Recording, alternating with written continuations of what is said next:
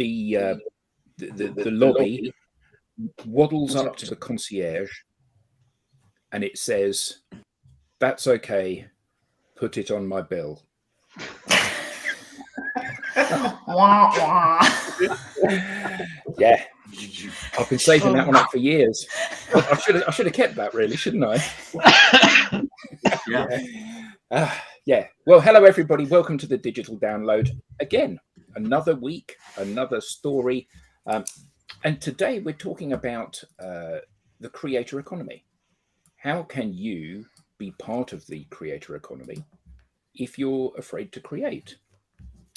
If you're an introvert, how do you be an extrovert for the sake of your visibility and your profile and engaging with that global audience that these networks provide us with? This is a really important thing for us to really wrap our heads around. Partly because when you start to create content, you gain phenomenally so much visibility, because I think that only 3% of the active users on LinkedIn regularly publish content, which means that if you're one of the 3%, you're very much in the minority and very much more visible than your counterparts that aren't. So there's a huge amount to be said for really biting the bullet and trying to create content of your own. Anyway, this is the Digital Download. What is it, Rob? The longest running weekly business talk show on LinkedIn Live. Marvelous. You should do a little soundbite of that, really, for the show, shouldn't you? Yes. We need a jingle of you doing it. We do. Like, I'm loving it, kind of thing. Yeah.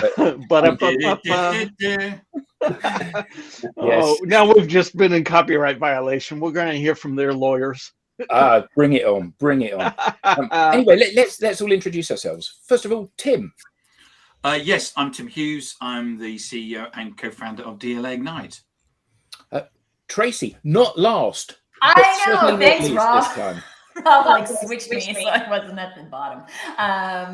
Hello, everyone. I am Tracy Borson, founder of TLB Coaching and Events, where sales and marketing optimization is all we do and not just something that we talk about. And I am a proud partner of DLA Ignite. Marvelous. Jordan. Hello everyone, I'm Jordan Abbott, B2B social influence and interaction advisor at Supero and a proud DLA Ignite partner. Alex. Also a proud partner of DLA Ignite. Alex Abbott, founder of Supero. Hello all.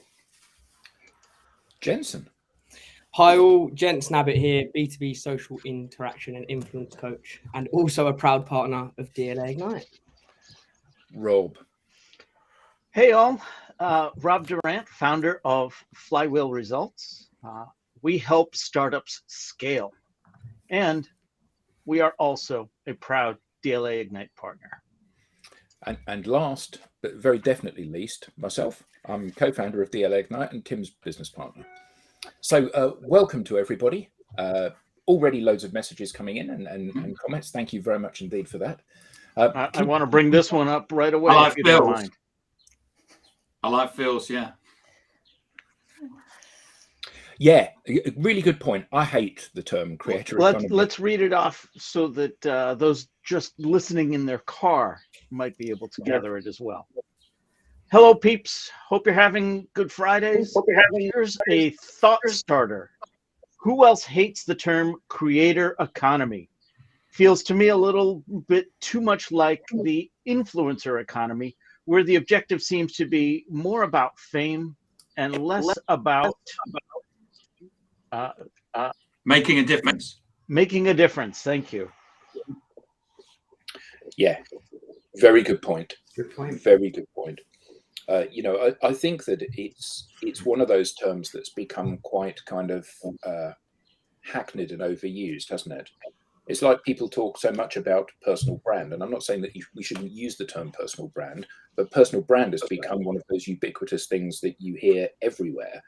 And, at one end of the scale, you've got people who genuinely value craft a profile which is compelling and a footprint which draws people in.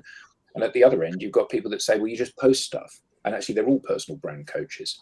And I think that the creator economy is a bit like that as well, isn't it? So what is the creator economy? Good question.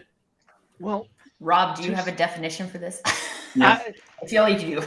I mean, two simple words, but take them in reverse order. Economy driving revenue through creation, through making content. So to me, it's the creator part that is critically important.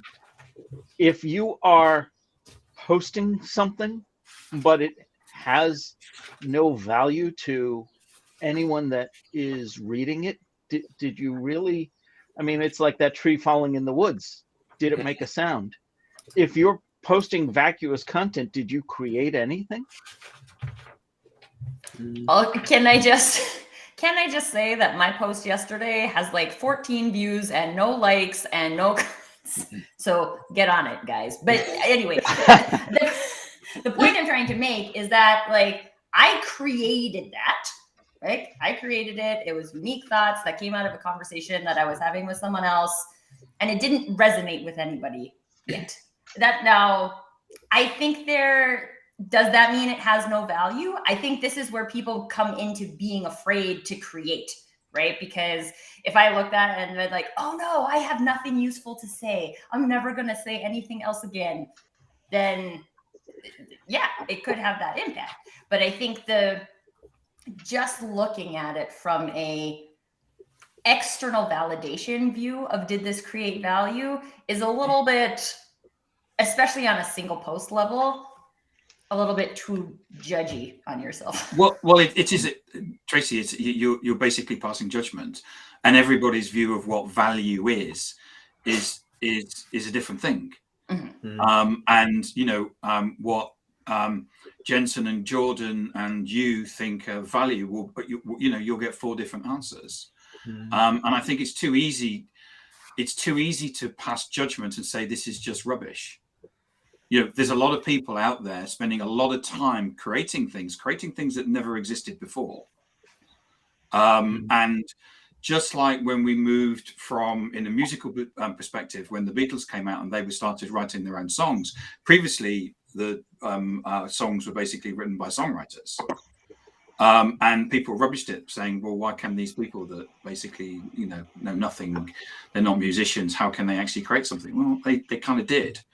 And I think one of the things that we have to do is stop being judgmental about people and actually recognizing people for what they are. It may not be something that I like, but if they're getting likes and comments, then other people do like it. I think the other thing is that the likes and comments are a really powerful thing for you to be able to unlock conversations within your network. But a lot of the challenge is that sometimes your content, like you said, Tracy, it hasn't resonated with anyone yet, really. Sometimes you have a bad day. You produce a piece of content that you're confident. I mean, I've done it hundreds of times. Produce a piece of content I'm confident it's going to be brilliant. And I could literally watch the tumbleweeds blowing past as people actively ignored what it was that I'd posted. But that doesn't necessarily mean it's bad. What it means is that particular thing maybe doesn't have as much direct value or immediate value to you as some others. But it all helps to build that presence that you have online. One post that gets 1,000 likes and then no other posts in your entire career means that you have a limited amount of stuff to say. Whereas a constant stream, daily posts, sharing your expertise, what you've learned, actually do. And some of those will get traction and get fame, and others won't. But I think the other thing is that often, we are treading our own path. We're doing something which is different to other people even in our own industry. I don't mean us at DLA Ignite. I mean us, as business people. And sometimes the market isn't ready, or the people that you're trying to talk to are not receptive to what it is that you're saying. I mean, one of the funniest things to read is the critics' reviews of the first performance of Beethoven's Fifth Symphony. Often regarded as being the high point of musical creation in the history of mankind. and the critics' reviews were, this was a dreadful cacophony. You know, I ran screaming from the auditorium with my hands over my ears because I couldn't bear it anymore. Simply that it was different to something that they'd heard before. And I think that's true for all of us. And I think that often the content that I think you said something the other day, Tim, that you've got a comment on something that you posted like 4 years ago.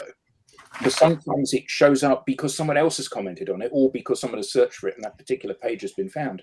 So we've no idea of the longevity of these things that we're putting out in the public domain. Is that another thing that you think makes people afraid, though? I've heard that too, or like, once I put it out there, it's out there forever. So am I going to think that forever? So I'll just keep it to myself.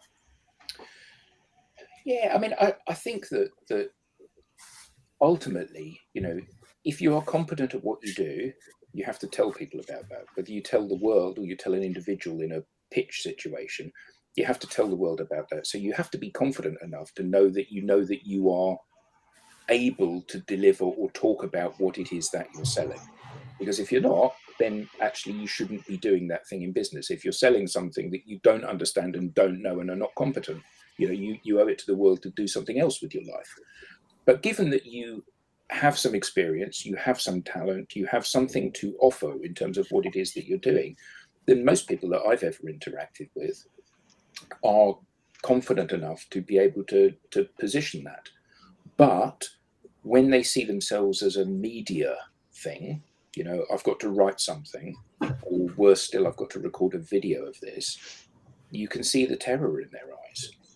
And ultimately, it is something that increasingly, as people consume content on social platforms and consume content digitally, it's something that everybody has to be able to do.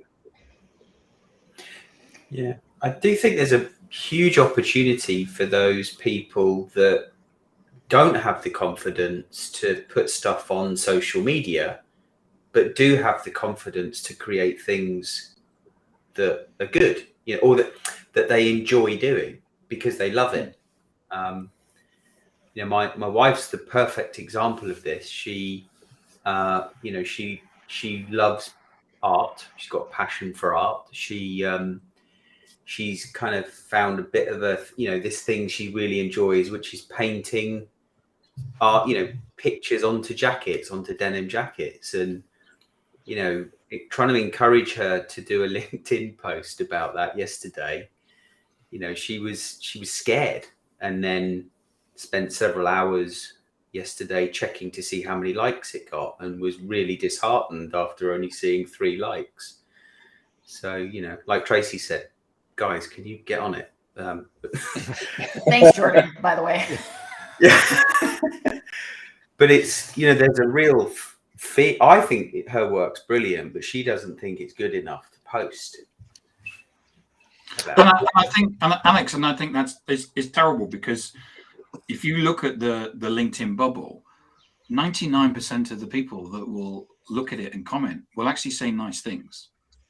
And the 1% of people that basically, and the wonderful thing about social media is that you are in complete control. So the moment that 1% basically says something nasty, you just block them. It takes seconds. Yeah. And life goes back to normal, other than 99% of the people saying nice things. And that's just, and she's in control of that. But does this come down to then confidence at the end of the day? Because I also feel like confidence in an individual capacity can exist in specific scenarios, but not specific scenarios. Like, Alex, when your wife is creating, like actually in the process of creating, she's probably pretty confident in what she's doing. She's just not confident, like her presence on LinkedIn isn't confident, right? Yeah. So I'd love to hear, and I know like Jensen is pretty new in the creator economy, so I'd love to hear your perspective, Jensen, but like moving from that, like I do have confidence in what I do, but I haven't successfully put it out there before. And how do you get started on the journey and just, I don't know, do it scared? Yeah, I mean, great point there, and to what I could add there is 2 things. The first thing that links to the topic that we're talking about, but also work in general and outside of work, is comparison is the thief of joy. So comparing yourself to other people, like if I was to compare myself to Alex, I wouldn't be posting. I'll tell you that now. The amount of engagement that he gets, the interactions, everything to do with the impressions. If I was to compare myself to Alex, I wouldn't be posting today, or anyone else on the webinar. I wouldn't be doing it. Second thing I would say is we are our own worst enemy. We create our self-doubt. We put ourselves down. We eliminate our positive voice inside our head, and we let that evil devil come inside and put us down, right? So we actually stop doing what we want to do. Where if we flip that, if we stop comparing ourselves to others and actually compare ourselves to how we were yesterday, you'll soon realize if I make that 0.1% increase or increase in productivity each day, I'm going to get to where I need to be. It's realizing it's the small step each day that's going to get you to your goal, instead of you sitting there thinking, oh my God, I've got to make a video. I'm awful at this. I can't do it. All you're doing is you're putting yourself further away from your goal. So that's kind of the tips that I would give. Also, stop judging yourself, right? Stand in the mirror and look at yourself and actually let that positive voice in your head come back. Start gaslighting yourself. Start telling yourself you are good at your job. You're going to make good videos. If you start speaking positive to yourself, you're going to grow your confidence. Fantastic. Okay, so that was the digital download. Thank you, everyone. You nailed it, Jensen. Yeah. Oh, so many thoughts there, though. First of all, in terms of confidence building, it sounds counterintuitive, but here's something that can help with confidence building. Nobody cares. Nobody really cares what you have to say. I mean, they do and they don't, but the worst thing that can happen is nothing happens. So you try something else. Well, you have to work so hard to build an audience, don't you? And that's the thing, So when your wife Alex posted, she doesn't post very often, and consequently, people they don't know who she is. They don't know who she is, and they're not looking out for her posts. So to get to the point where you go from getting a handful of likes to getting loads of likes on something requires a combination of diligence, regular posting, constantly putting yourself out there and taking risks. But it also requires an element of luck. I mean, there's a guy, and maybe everybody watching the show will have seen this. So we worked a couple of years ago, we did some work with a company called Telstra, who are the Australian telco. And we trained some of the salespeople in the organization. And one of them in particular, and I will mention him because he's done a fantastic job, a guy called Daniel Rendell. Absolutely brilliant, really diligent about connecting with people. And he always gets a reasonable amount of engagement on his posts, so he'll get 10 likes or 20 likes or 30 likes. Occasionally he'll get 50 likes or 100 likes. Anyway, 2 months ago, he posted a picture because he's moved from London and he now lives in the West Country, and he travels in from Exeter Station. Exeter is where Penguin Books was founded. So he took a photograph of a Penguin book vending machine, which is on the platform at Exeter Station. And as of this very moment, that post has received 37,264 likes. He's had over 5 million views on this post. Wow. And the reason that he's achieved that is because he's constantly on the lookout for interesting things.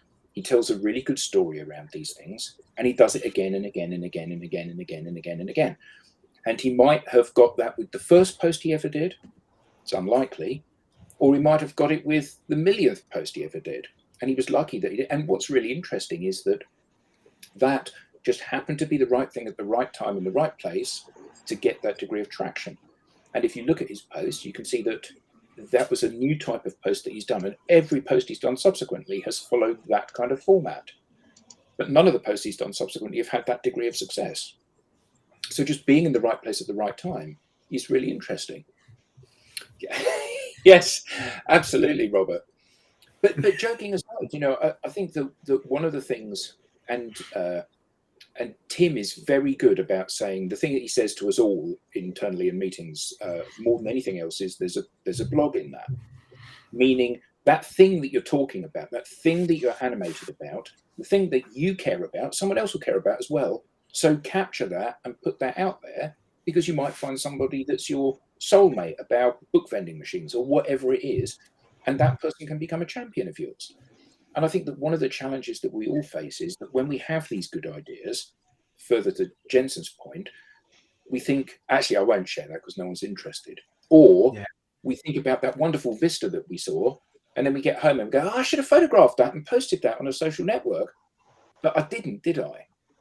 So, you know, we've all of us got phones in our hands. We've all of us got the ability to capture these things when we see them, interesting things, funny things, shocking things, and post them. And the difference is some do and some don't, but we all need to, don't we? Yeah. Do we all need to? Because I feel like if we had 8 billion people doing that, it would be a little overwhelming.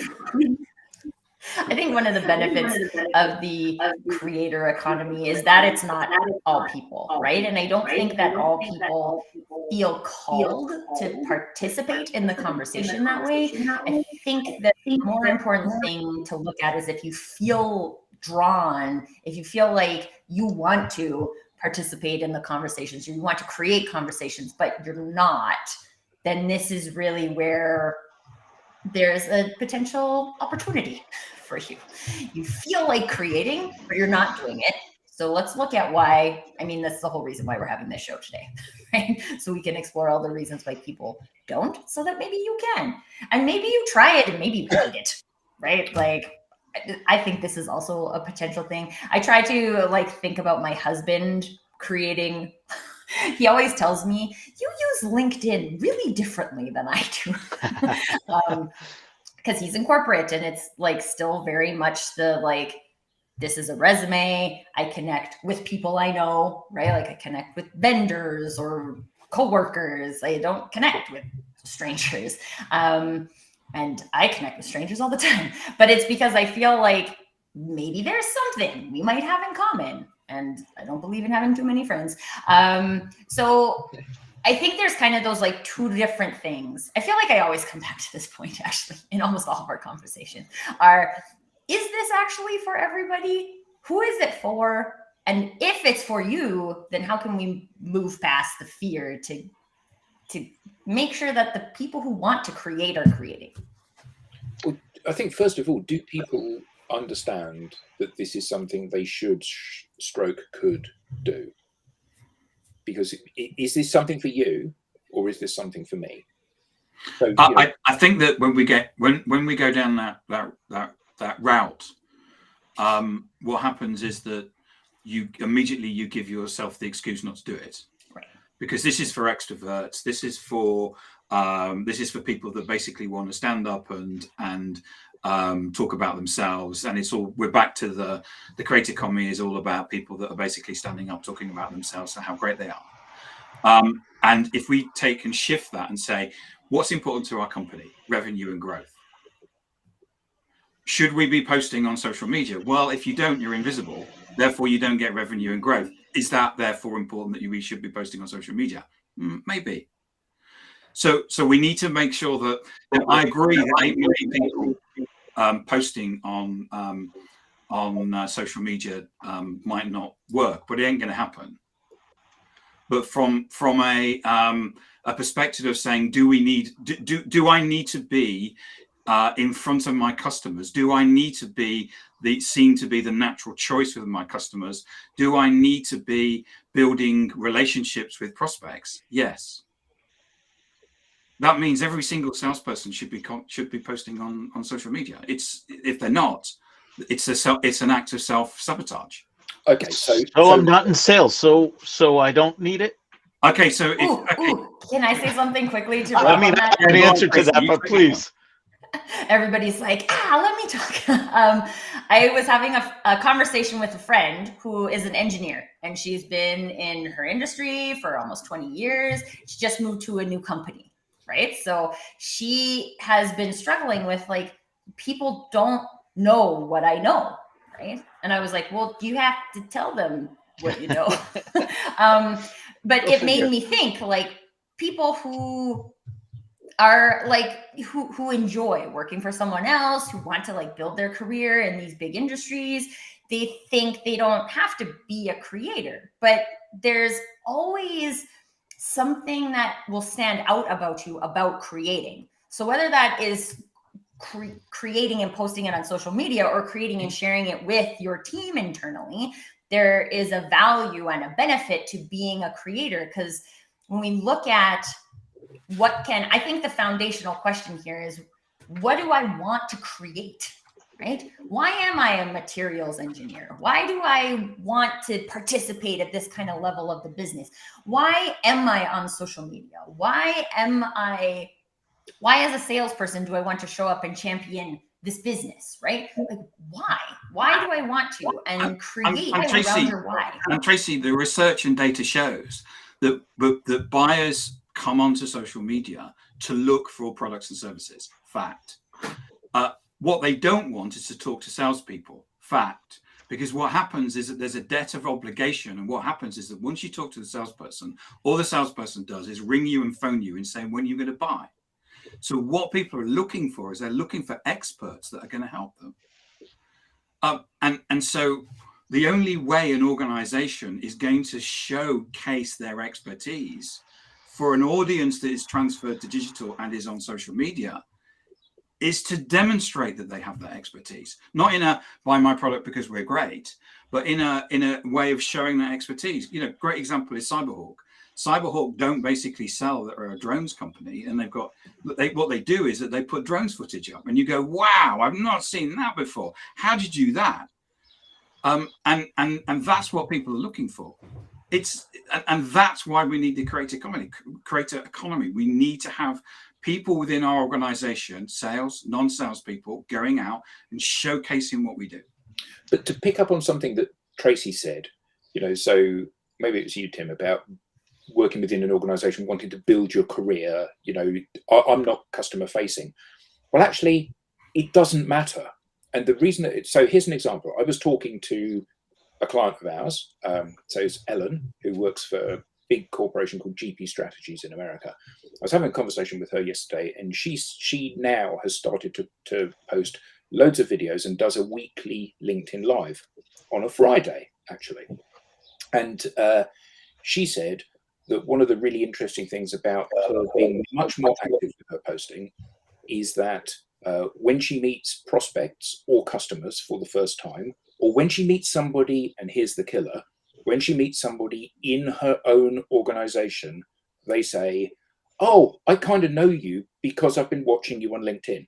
So if she's going for a promotion and someone else is going for a promotion, and the person that they're talking to that's actually going to hire them internally knows her and doesn't know the other person, doesn't mean she's going to get the job, but it means she's got a huge head start on the competition.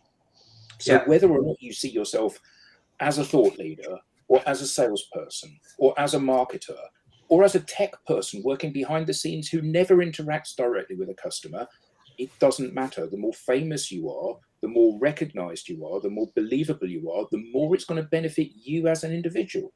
That's obvious. That answers your question. No. That answers the question, Tracy. Yeah, I wholeheartedly agree with you. I think, you know, the internal networking is just as important as the external networking.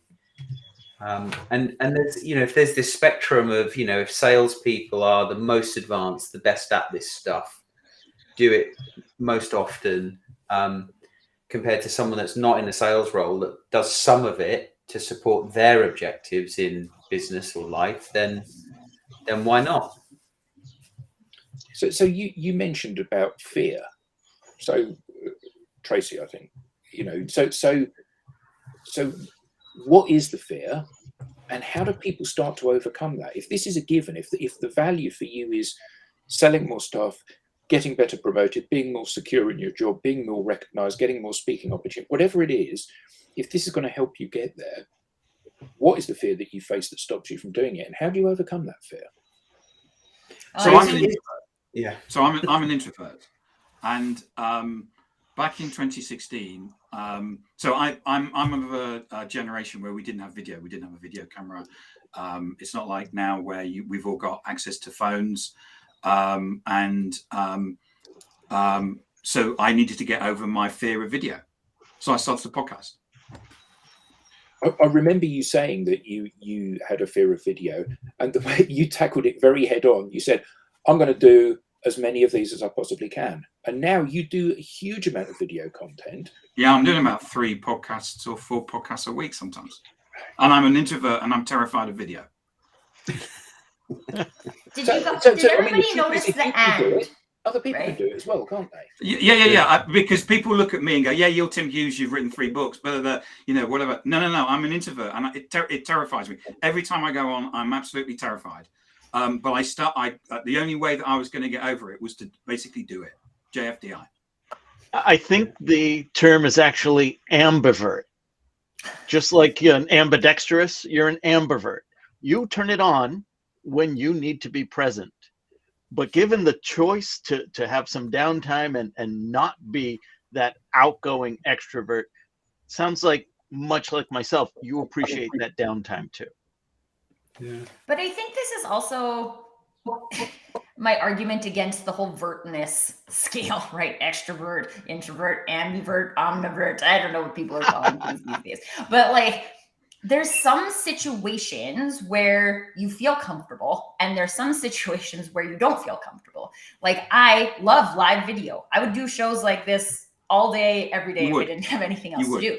I hate pre-recorded video, because when I do pre-recorded video, I like super judge myself, and I say, oh, I shouldn't have said super judge. I should have said really judge, because that's more professional, right? And then I redo, and I have all the mental calories that I burn that I don't need to. So I do live video.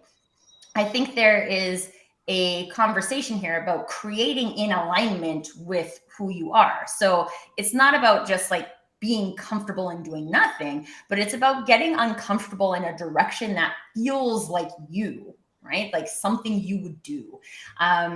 Like Tim does lots of interviews, right? Like I always think that interviews are in my head about highlighting the other person. So then there's less pressure on me to like be on, because that's not my job. My job is to highlight the other person. Don't tell anybody, Tracy, because it's all about getting the other person to speak.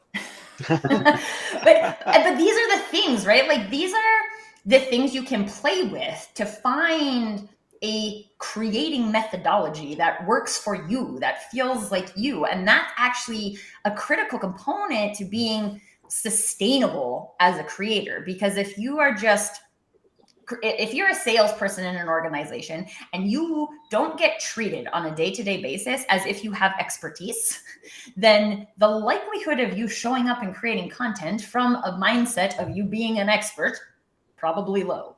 But now my business is telling me I need to create, right? So like I'm going to post every day, but I'm doing it from this mentality of I'm doing it to create. There's a big difference between creating and posting, in my opinion. But like I'm posting every day and that's creating, but I'm not doing it from a like, I feel good about this place. So I'm not really contributing as a creator because I'm not getting to create something that's unique to me. But what if there was a comment down somewhere. Robert had shared, some people don't share posts because they think their company won't like it, but to be known as an expert company, you should be a company of experts. Mm-hmm. And in order to do that, you have to treat your people like experts or find what they're experts at and then like fan the fire, right? You can't just handcuff people on a phone to make 100 calls a day and be like, go show up like an expert. Well, Adam and I had a meeting with the CEO of a social media company. They made a social media tool. You see, he's laughing. He knows which one. And we said to the CEO, we said, you're a social media company, but you produce these tools, but actually you don't do social media. And he said, don't be stupid. My people know what to do. And they do it. And we said, look, you haven't posted on your, your company page for 4 months, whatever. And he had thought that because they're a social media company, that they would just go and do it. Because what he hadn't done was empowered them. Or indeed educated them. Or educated them. Not only please do it, but here's what you need to do. Yeah, and how you need to do it. And these are the guardrails and stuff like that. So we should be doing it. But the problem is, it's just like diversity training or health and safety training or all of those things. What we haven't done is empowered or given people the skills in what to do and how to do it. But I think the point that Tracy said about the staged video is really difficult. And I think that's difficult for everyone, because you end up looking like a newsreader who's not very good, because you're being very focused on what you're trying to say. And it's rather like, if you don't look like David Gandy, you know, and if you're a bloke, that is, and you don't look like David Gandy, you don't photograph very well. So, you know, when you're posing, you don't look as you want to look. But when you're talking, you do look as you want to look, because it's got all of that kind of animation and stuff in it. So getting somebody to interview you, you know, even if they're not on video, they ask you a question and you look them in the eye and you respond to them, is a great way to start to produce those videos. Now, I think it's really odd that, you know, you come on a live stream and it's being broadcast live. Anything that you say that you don't want to say is out there for everybody. And most people are pretty cool with this. Most people are pretty cool with this environment, even though it's live. But most people are scared when it's a video. You know, when they're talking to camera, they are scared, even though you can record it 1,000,000 times if you want to before you publish it. And I always think that's really odd that people are so scared by something that they can affect a change on. But I think it's also, like, from my perspective, I had this client once who had recorded a video of himself for his website, and then he like one and then another one, and he sent me both. And he told me in the interim, he did 150 takes. 150. And I was like, I don't even know how long that would take. Like, that takes a long time, right? But so for me anyway, every single time I redo it, I judge it more harshly. And while, yes, I have the ability to go back and change it, it's detrimental to my mindset, because every time I watch it again, I think worse thoughts about myself. So then the next version isn't any better, because now I did it from a disempowered mindset instead of from an empowered mindset.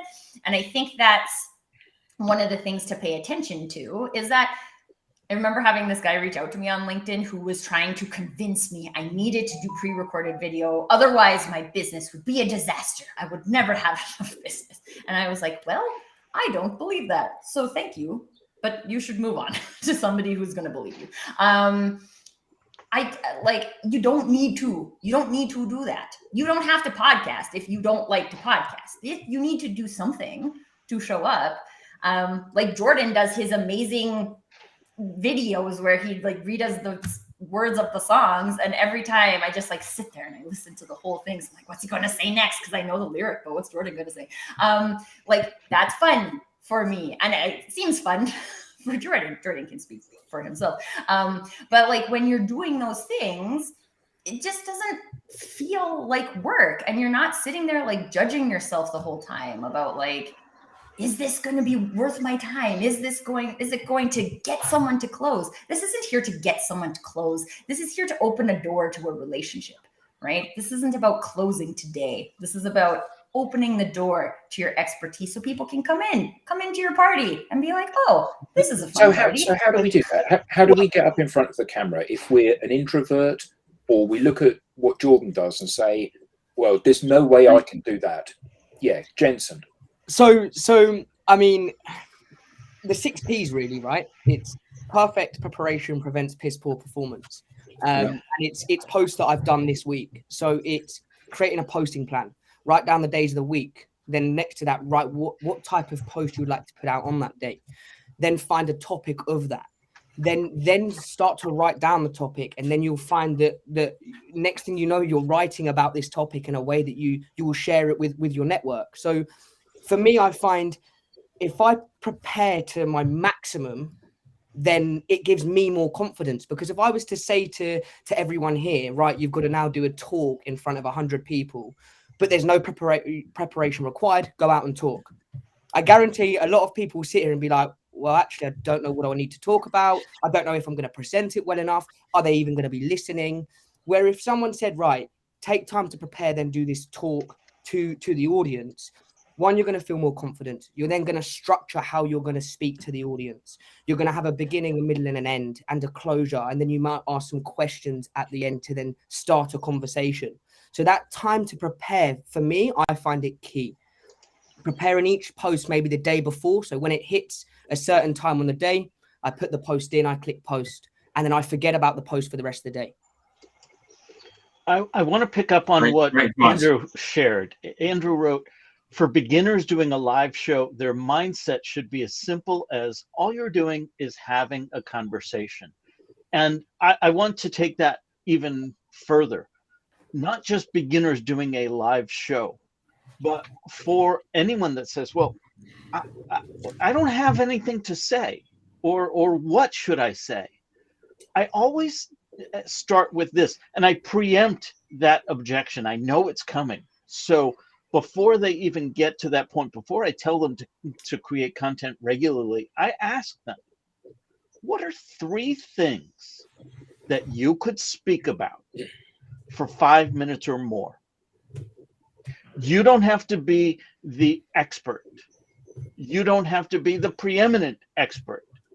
It could be something that everyone in your field knows. It could be not even related to your professional experience. It could be personal. But just sit down and think of, you don't even have to tell me what they are. What are 3 things that you could speak about for 5 minutes or more? And they rattle them off like that so quickly that I turn to them and say, okay, can you make that list 5 things? Oh, yeah. And now they've got the ball rolling. Okay, can you take any one of those topics and speak about them for 10 minutes or more? Yes, I can. Great. So here's what I want you to do. Get your phone and whatever voice recording app and record yourself doing that. Just do that. And from there, the ball gets rolling. The juices start flowing. And then they are having that conversation. And then they can chunk that 10 minutes into 10 weeks worth of things to say. But I didn't tell them, you need to sit down and have a 10-week content plan. I asked them to give me 3 minutes or 3 things of 5 minutes each. Very true. Fantastic. I often think that the interview thing works really well because, when you look at Tim Talks being a really good example of this, Tim brings on guests, some of whom are very comfortable media savvy people, some of whom are not, some of whom have not been in front of a camera. And Tim's skill is to get them, as he said, get them talking. So, if you have a loved one that can get off camera and can say to you, ask you questions that you would normally answer. So what is it that your company actually does? And what problems does it solve? And what problems are your clients facing? Not questions about what does your product do and how do you do it and how much does it cost, but questions about the customer. And normally people are very comfortable and very able to talk about that stuff at length. Why would your customer need this service that you do? Well, actually, one of the big challenges that they seem to be all facing at the moment is this. And it fundamentally addresses that, because without that, businesses fall over. Okay, that's the basis for a fantastic little video. And everybody that's watching, if they haven't done a video, could do exactly that video. Ask yourselves that question and just answer the question. And tag us when you post it, please. Yeah. Please tag us. Absolutely.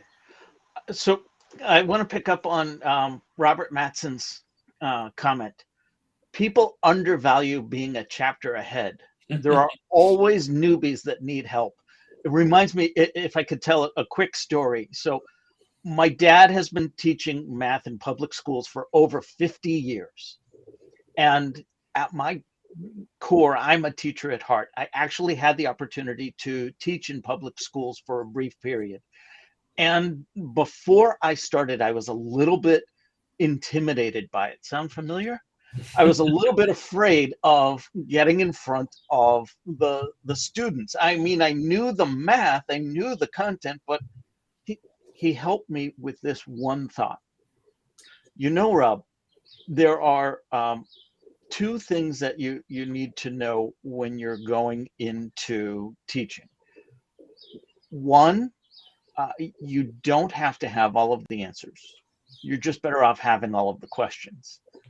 And two, you don't have to know the whole book. You just have to be one chapter ahead of your students. Yeah. And with that, it just brought a sense of ease to the whole process. So, Robert, thank you for reminding me of that. I have a friend who runs an Arthur Murray dance company, so it's ballroom dancing. And at one point she was looking for teachers, couldn't find teachers. And she asked me if I would come and teach there. And I was like, I don't know ballroom, right? Like I'm a dancer, but I don't know ballroom. And she's like, that's okay. I'll teach you. And then you teach the students. You just need to know more than they do. And I was like, facts. And they mostly taught people how to choreograph wedding dance. So the question on everybody's lips, Tracy, is what kind of dancer were you? Are you? Are you? I'm a cardio dancer. Look it up on my profile.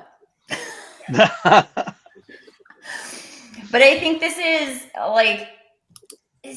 and I think one of the other things is that if you are, sometimes we don't know that we're one chapter ahead, right? So I think it's important to look at, it's not about like being ahead in all things, in all places, but where are the places where you think, yeah, I am one chapter ahead and I could give some feedback similar to Rob's 3 things, right? Like, where am I one chapter ahead?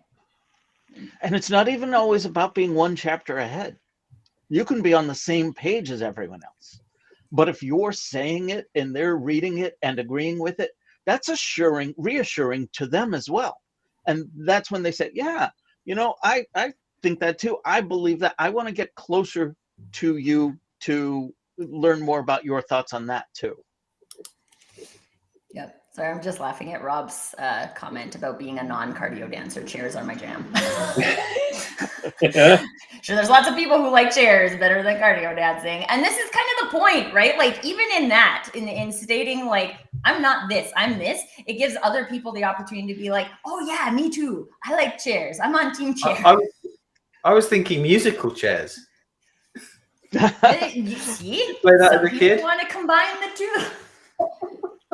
Or in the words of Elvis Presley, if you can't find a partner, use a wooden chair. It's all good.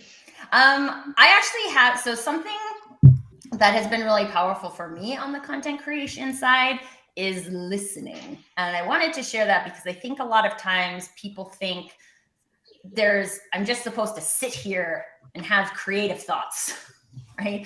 And so I sit and then I stare at a blank page, or I stare at a blinking typing guy on my LinkedIn profile, and I'm just like, I have nothing to say. So for me, what has worked really well is like I listen in conversations and I pay attention to like what grabs my attention, and I write it down and I highlight it in pink. So I have this, pink is content in my world. So I have Post-it notes that are pink. I have a pen that is pink. I have a highlighter that is pink, so that I can like identify what's an idea for content. And it's all like, literally, this is why I enjoy having coffee chats with people as well, because I get one piece of content at least out of every conversation. So if I'm having 5 conversations a day, that's 5 pieces of content, and I can choose which one I want to post today, which one feels the most relevant for today. But that's something that I think we miss in this content creation zone, that like content has to originate from me. But for me, it almost always originates from a conversation. It might be helpful for some people. Jordan. Yes. So what does content creation mean to you? Joy, simply. What was that? Sorry. Why is that?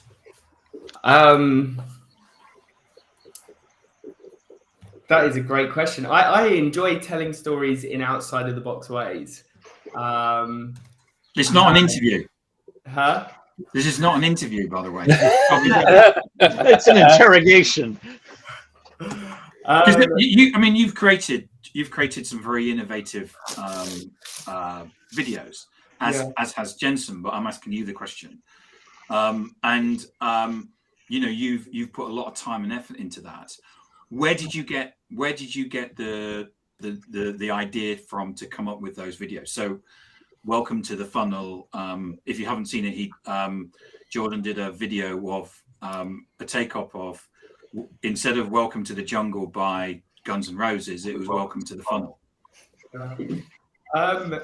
I'm very easily influenced, or my mood is very easily influenced by music. So when I'm having a bit of a sort of lethargic day, I'll ensure that I'm blaring music out to try and pick my energy up. And I'll hear a lyric and I'll be like, oh, there's something in that. How can I tweak that? And then it just sort of takes over, really. The more I listen to it, I'm like, oh, okay, there's a line there. And then I'm getting ideas on how I can shoot it and bring it to life. And I mean, my background is in acting. I trained as an actor. So I think a lot of it comes from there, and being able to bring those two passions together in some sort of weird way. When did you talk about when you first realized that was the direction you wanted to go? Because that wasn't always the direction. What, acting? Yeah. Yeah, no, I always wanted to be a salesperson. Ever since I was yay high, always wanted to be a salesperson. And I don't know, I can't really put my finger on where I went. Actually, no. I just always enjoyed acting. Shout out, Rob. And yeah, I think we were actually on holiday, and it came to that point where I was going to go away to university, and it was like, be responsible and go to business school, or follow the dream and go to acting school. And Alex, you were super supportive. You went, well, there's loads of transferable skills from acting to sales, not so many the other way around. So yeah, I took that leap, and now my sales career is paying its dues to the foundations that were laid at acting school. Yeah, I thought it was further back than that. When you were in sixth form, or before sixth form, you were encouraged by a teacher to pursue. Oh yes, yeah, I was actually. I think I must have been about 12 years old. Always loved acting, but I was a footballer through and through. Played football 6 days out of 7. And wanted to go professional, was at an academy. One of my teachers, I sort of thought, oh no, acting, it's for girls, because obviously I had sort of pressure from my friends. And my teacher was like, no, you need to do it. Yeah. And I'm grateful to that teacher now. But it kind of built, right? You had the. Sorry, Tracy. Sorry, go ahead, Alex. I was just going to say, this is a really great, I think another thing that can help people in their creation, moving past the fear, is to have a champion to say, no, you need to do this. No, you should say it. I say this to people all the time. I'm like, you should write that down. That's a social media post. And having that champion behind you is really helpful to get past the fear. Yeah, definitely. I also think it's about people seeing value in who they are and the things that matter to them. So, you, Alex, are really into Formula One. And if somebody came up to you and said, yeah, so what do you reckon to the new cars that are in the 2023 season? You've got an opinion on that. And you'd love to have a conversation with them about that thing that you're passionate about. And for Tim, it's collecting vinyl and old musical things. And for you, Jordan, it's acting. And for everybody, there's something that they're passionate about. And there are other people that share that passion. And when you put that passion out there, you draw toward you people that share your passion. And maybe those are the right people, maybe they're not, but it's a starting point for a conversation. I talk to loads of people about guitars because it's something that matters to me. And if it matters to them as well, then we've got our own little community conversation about guitars or music or Formula One or acting or fitness or whatever it is that we're talking about.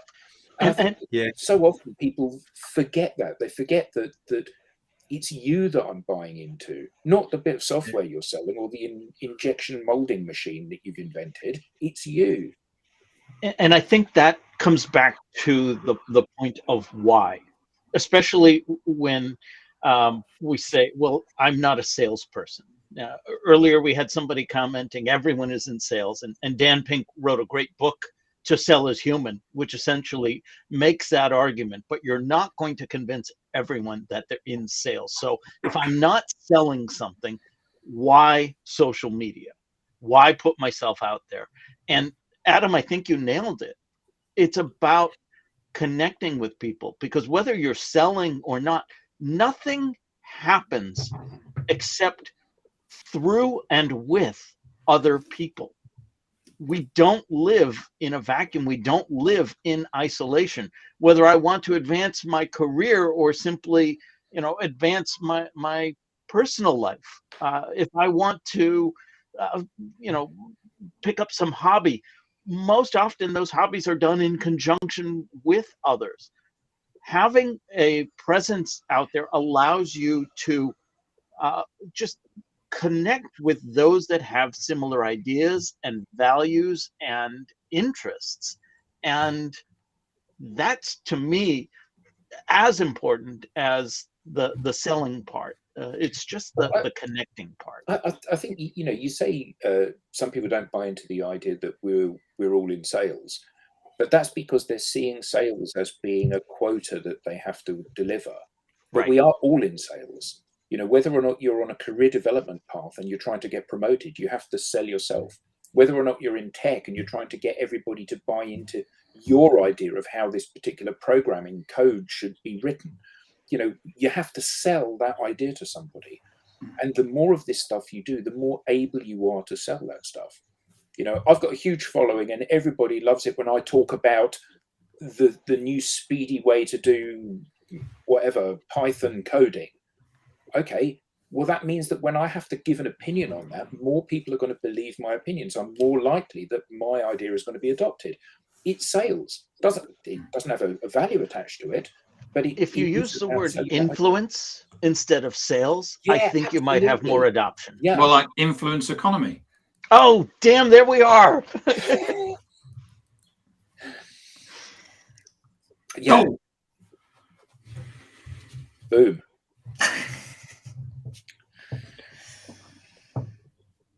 It's gone quiet. We have we found out recently, even though we've been doing this for 3 years, that LinkedIn actually cut us off on the hour. If we say it's up till, so in the UK it's just 3 minutes to 3 in the afternoon for us, and as soon as it comes up the hour, it actually cuts us off. So we've actually had a number of things where we've let it go on for 2-3 minutes, not knowing that LinkedIn had actually cut us off. And everyone in the audience that thought the shows weren't very good, all of the value was delivered in that last 3 minutes that unfortunately so they were great shows. No, but I mean, I think that the point of the conversation and the debate that we've had today is to say that everybody needs to create that influence around themselves. Everybody needs to put themselves out there. The worst thing that will happen is nobody will engage with your content and nobody will consume it. The next worst thing that can happen is you meet loads of interesting people and some of them become your friends. That's great. The best thing that happens is you sell loads of stuff or influence loads of people or get people to buy into your way of doing something. All of those things are of value. But if you don't tell people who you are and what you want, how can you expect people to give you what you want? The old saying, you don't ask, you don't get. You need to put out there what you're expecting to get. And then potentially, some of that might come your way. But at the very least, you'll draw towards you people that share your view of the world, which is a really powerful thing. In the last minute, is there any particular subjects that the audience would like us to cover? Whether it's taking this subject on about, or any other particular areas in social media or leadership, or trying to think what other areas that we cover. I'd be really interested to get some feedback in terms of future shows, and sometimes it takes 20-30 seconds for it okay. And along those lines, we're also interested in having guests. Yeah. If you are interested in being a guest, or somebody that might be interested in being a guest, go to digitaldownload.live and click on the Be Our Guest at the top banner.